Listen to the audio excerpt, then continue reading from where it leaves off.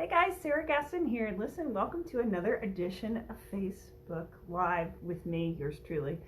Listen, I tried to curl my hair for you guys, and something went awry. Like my curler got really damp, and so now it's just thrown up into this crazy ponytail because that's just how a girl has to roll sometimes. And of course, I have something in my contact lens. Excuse me for 1 minute. Yeah, okay, now I only have one contact in. Yes, well, the show must go on. Anyway, welcome. Thank you so much for joining me. And I would love to report on all the actor actions I took this past week, but I didn't do any of them. And the reason is because I was hiking through the beautiful Palo Duro Canyon. And you know, here's the thing I'll say about that is sometimes we get in a rut and we get in the groove and we're just grinding and grinding and grinding away at it. But you know what? Our job as actors is to play living, breathing human beings. So it's very important to actually have a life to bring to your characters. So anyway, I unapologetically took a week off, and it was fantastic not to worry about coronavirus, because when you're out in the middle of nowhere and or you're on horseback, you know, it's hard for stuff to get to you. So hello, Christina. Hello. It was wonderful. Thank you for asking. Thank you. Hey, Joseph. Hey. Yeah, so great. So while I wait for your questions to scroll in, I want to share something with you. I recently listened to this book on tape. So of course it's not going to show it correctly because, you know, I can never figure this stuff out. But anyway, it's Alan Arkin, An Improvised Life. Okay, phenomenal memoir. And here's the thing about old Alan. I forget that he was an improv actor, and I've read, you know, books about the history of improv. Improv Nation is another one that's fantastic. But because he kind of plays these you know, these kind of grounded, kind of grouchy, funny characters, I don't think of him, he's not like a zany actor, so I don't think of him as an improv actor. But he started out in the improv world and in the theater world before he went on to do, I realize I'm bumping the table, which is bumping my phone, before he went on to do films. And gosh, it's just such a beautiful exploration of what it is to grow as an artist and to like discover your craft and figure out where you're where you're not really hitting the mark and all that kind of good stuff. Hey Robin, here's my question for your video today. Fantastic, and I will get to that. But I want to also, hi, hello Robin. So, but I wanted to read this excerpt from you because I read this in class last night and I think it's so beautiful. And I remember being at this point as an actor. So it was just part of what was so great about listening to this book was, you know, just kind of took me down memory lane and like my own journey. And I actually listened to it because my friend Josephine John had recommended it. So I listened to the whole entire thing on the way to Dallas about a month ago, but it was so chock full of goodies. This is why I bought the actual paper book. Okay, so he's taking a class in college, a theater class. He says, we began scene study, and scene after scene, he remained disapproving. At one point, he said to me, where are you coming from? What do you mean? I answered. Well, that's weird. That was a typo. Editing didn't get that. Where did you come from just then? I came from off stage, I said. Where else would I be coming from? That's what's wrong, he said. Your character has no past. I see an actor walking onto a stage. I don't see a human being coming in from the cold outdoors, coming home from a job that is disappointing to him, coming back to a family that only partially nourishes him. It took some time for his words to sink in, many months, but slowly it became clear to me that there was a lot more to acting than being clever and being able to get a lot of attention, and that in spite of the lip service I'd been paying to creating life on stage, in spite of my intense examination of the other actors' performances and the lives of people around me, my own work had no real reference to that truth and that reality. I began to realize that the depression I consistently felt after my own performances was an unconscious signal that I'd been telling lies on stage, that my work was shallow and manipulative. I just want to smoke a cigarette after that, and I don't smoke. Because I think that is what young actors in particular run into so often. they're like, well, I've learned my lines, and I'm saying my lines in an interesting manner, and I'm hitting my blocking. So didn't I do the job? And they don't understand why it's not believable, or it's not interesting, or it's not compelling, or they don't get this bravo reaction that they wanted, because they haven't created a human being. They've sort of done this paint by numbers version of following directions, and so we got to really dig deep to create a three-dimensional human being, right? And that's actually what we're working on in the Tuesday night class right now. I mean, that's something I'm always working on with all my actors, but in particular, we're really, really diving deep in Tuesday night class with that right now. So hello, Alone. Hello, Aunt Peggy. Oh my gosh, I'm so glad you guys are okay. So my Aunt Peggy and my Uncle Steve, who I love so, so much, live in Palm Springs, and they both got coronavirus, and they've both been very careful. So scary, scary, scary. Hello, Kiefer. Congrats on the real estate license. Okay, fantastic. So Robin Jones wants to know, what are your thoughts on using, I think that says non-traditional monologues from novels, poetry, etc. Okay. So I have done that before, and I think you can find extraordinary monologues from source material other than plays or films.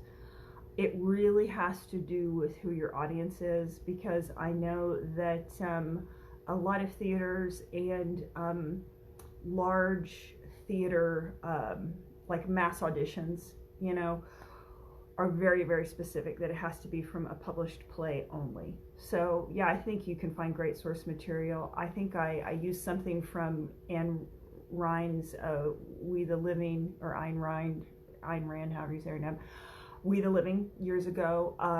I've used something from even Cowgirls Get the Blues. So I've totally done that. I think you can find some great material. It just depends, again, on the strictures of the audition, what they're requiring. So there's tons of monologues. Yeah, no, you're right. Yeah, so Robin's comment is, there are a lot of monologues that get used over and over. So I believe that's what your point is. Yeah, that's really hard. It's the same thing with Shakespeare, because people will say things like, nobody wants to hear To Be or Not to Be. Nobody wants to hear, we don't want to hear Hamlet, Macbeth, or Romeo and Juliet. And we don't want you to do something that's done a lot, and we don't want you to do something that's well known. Well, it's freaking Shakespeare. It's all done a lot, and it's all well known. So I think that is just a slippery slope that you put actors into when you really, really hog-tie them that way, especially if you're also saying to them, well, you've got to play within your age range and type, right? So, at a certain age, you're going to be the nurse from Romeo and Juliet or whatever. But what I tell actors, and I'm not sure if you're asking this as an actor or a director, probably because you're just tired of hearing the same stuff over and over as a director, but what I tell actors, and this is what I firmly believe, is nobody's judging you on your monologue choice. They want to know if you can walk and talk, and if you can act, and what your essence is. And much beyond that, a lot of it is just, do you fit their vision of the character? That's been my experience. Again, your mileage may vary. Other people may have other opinions on that, but I feel there's a lot of wonderful work out there that people don't tap into. And here's the thing, in my experience, a lot of actors don't bother to read plays or screenplays or the scripts from television shows. So they all kind of go to the internet, and they see what's on the internet, and so you're not going to find a lot of things necessarily that are terribly original just by Googling female monologues on the internet. So guys, if you're watching this either right now or in replay, start reading plays, okay? And you're going to be able to find tons and tons and tons of material. The other thing is, just as a general rule, you want to stay away from the play that just won the Tony, okay? Because that means whatever the hot thing is, like probably everybody's singing all the songs from Hamilton right now if they're auditioning for musical theater. But that's when directors and auditors want to start to poke their own eye out, because they don't want to hear that over and over and over again. So if you're going to use something that's very popular or that's won a lot of awards, you just have to be careful and just don't do that monologue. Don't do that piece when it's ripe, right? Because then, everyone's doing it. Okay, so that is my answer to your question, Robin. I hope that was helpful. Hello, Elaine. Hello. Hello, Ty. Hello, Amy Smith. Ty Smith and Amy Smith. No relation that I'm aware of. Okay, questions. I'm waiting for your questions, my friends. Anything, because you know me.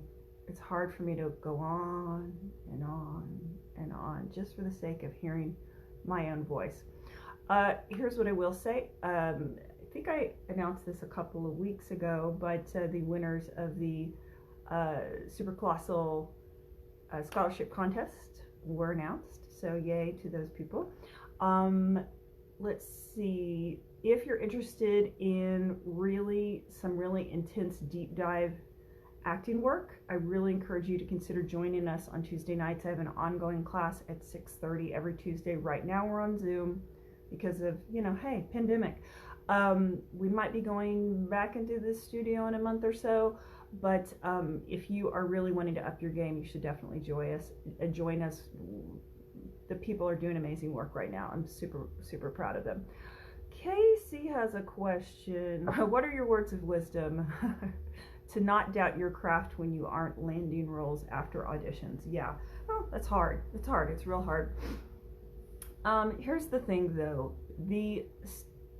You'll hear a lot of different statistics, but one of the statistics, and this is for like the Screen Actors Guild, this is like somebody who, has at least, booked a SAG job, right?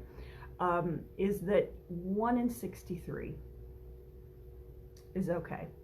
And, or is about average, is about what you can expect.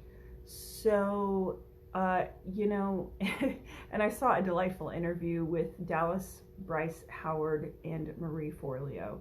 And, her dad is Ron Howard, and her grandmother, apparently both her grandparents were involved in, the world of acting. But, basically her grandmother told her, when I get to 100, I start over, It's hard. Because this is a marathon, it's not a sprint, and even the most successful actors have fallow periods when they're just not working. You just stop being the flavor of the month, and whatever, people get tired of you, or you just don't quite fit, right? I get that. So this is what I always just tell people: you have to do this because you just love it. You just have to love it, because it's not a destination type endeavor. There are no stepping stones the way, or a clear path the way you have with becoming a lawyer or becoming, middle management at, Google or Amazon or whatever, where there's a path laid out for you. There's no path, and it's not a meritorious endeavor, right? The most talented person doesn't win. The nicest person doesn't win. The hardest worker doesn't win. They just don't, right? You work hard, you develop your craft, and sometimes you book a job and sometimes you don't, right? Obviously, the greater your skill set is, the more connections you have, the more people your chances increase, right? But, you're going to have probably daily or weekly or monthly conversations with yourself where you sit there and say, do I want to hang in there? Do I want to hang in there? What would my life be like if I just said, no, I don't want to do this anymore, give it up? And just talk yourself through those scenarios and you'll get your answer. Promise you. Hey, John Goad. Hello, how are you? Yeah, and again, Casey, I know you, and you're doing just fine. So I would just give yourself some grace. But I understand that it's frustrating. We all have been through it. Trust me. Miranda Herbert Morris chimes in, so true, success comes and goes. Use the time in between for personal and professional development. Absolutely, I agree. And that's one of the reasons I was so grateful to take time off and go do my nature thing, because that's always how I come back refreshed and get some perspective. Because and I say this to anyone who wants to move to Los Angeles or New York, any of the bigger markets too, your life can't be about this, right? Because there is no, first of all, there's never an end point, and the validation that I think a lot of actors are seeking comes and goes, right? And it's very fleeting, and it's very ephemeral. And when you tie too much of your and I know I'm going above and beyond answering your question, Casey, but I think it's important to remind ourselves and to hear this again. When we tie up our validation in how am I doing? When did I last book? You know, how much did my commercial get shown? Or, you know, how many film festivals did my film get to? Or, you know, did anyone watch my, you know, bit when, you know, my television episode aired or whatever? You're just going to make yourself insane. You just are. And in fact, you know, many years ago, I attended a conference here, and there were huge names there, you know, like Aaron Gray, who used to be a model and was on Battlestar Galactica, and the guy who, he was a producer. He produced the movie A River Runs Through It with Robert Redford and a very young, very foxy Brad Pitt. You know, they all said to a person, man, have another stream of income, have a life. Don't count on this. It's great when it works out, but a lot of times it doesn't. And not like ultimately in the big picture, but just from project to project. You know, projects fall through and people book pilots and then the television series doesn't get made, or they book something and then they get replaced. I mean, it just happens. Yes, I saw someone say focusing too much on the result. Yeah. Okay. Ty Smith has some words. Yeah, okay, I'm just going to share with you what Ty said. I'd say that 2020 was the year of the unexpected self-development for everyone. Instead of the negative, I believe this idea might be a positive aspect in regards to this year. I bet a lot of people will be better after this year. So many emotions have been experienced in actuality, which might be easier to connect with characters in the future. Does that make sense? It absolutely makes sense. Yeah.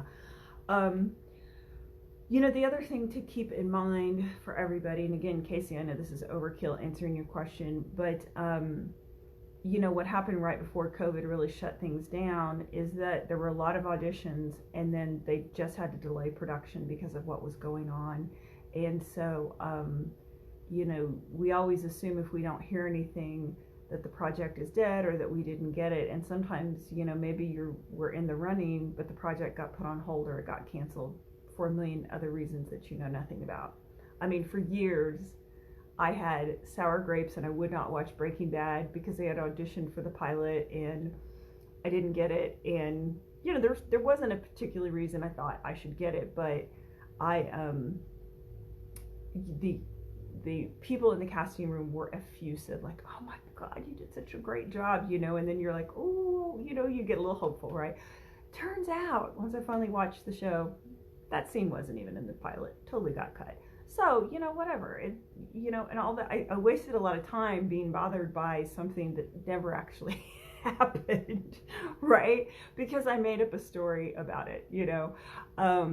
So anyway, yeah, just you just gotta give yourself a lot of pep talks, and surround yourself with people, you know, other actors and non-actors who can just remind you of your worth outside this, right? But it helps to have a group of actors that lift you up and that you can like say, I'm so frustrated, I'm not getting booked right now, and then they'll just remind you, oh my gosh, but you did this and this and this, and you're just having a fallow period, you know. I had a good friend do that for me years ago. I was like, I'm not booking at this particular theater, and you know, and I was booking for a lot, and she was like, you're just not booking there right now, don't worry about it, it'll come back around. And then I got to do a one-woman show there, and you know, like the next 2 shows I did there, I was just offered roles. I didn't even have to audition. So that's a long-winded way of saying keep your chin up. It's just a process. Okay guys, so if there are no other questions, you know, I don't want to waste your time, your most valuable, non-renewable resource. Yeah, I'm gonna go into writing jingles after this. Anyway, guys, hang in there. Enjoy the cool weather. I know it's kind of icky outside right now, but try to enjoy the cool weather. And as always, if you think about something this week, just drop a note in the comments, or, contact me any way you can. I encourage you to follow me on YouTube and to subscribe to my YouTube list, because I release a lot of videos that I don't necessarily advertise. And there's a ton of resources on there. Over the past few years, I make videos around various topics, typically that come up because somebody has struggled with it in a class. And so I'm like, okay, well, this deserves a deeper dive. So subscribe to my YouTube channel. I'd also recommend subscribing to my email list, which you can find if you go to my website, www.sarahgaston.com, because there are things that I send on my email list that I don't send out anywhere else. And in fact, I sent out an audition for something, and a few of my students booked that audition. So or booked that project, so that's exciting. And like I said, if you want a deeper dive and you really want to get into some in-depth scene study, I highly encourage you to join our Tuesday night ongoing class. You can join at any time, but we tend to have themes for every 4 weeks, but you can join at any time. And you can always audit or just do a drop-in if you want to check it out. Anyway, guys, take care. Get this book because it's amazing. I know it's backwards. Alan Arkin, An Improvised Life. And stay safe, my friends. Love you. Bye.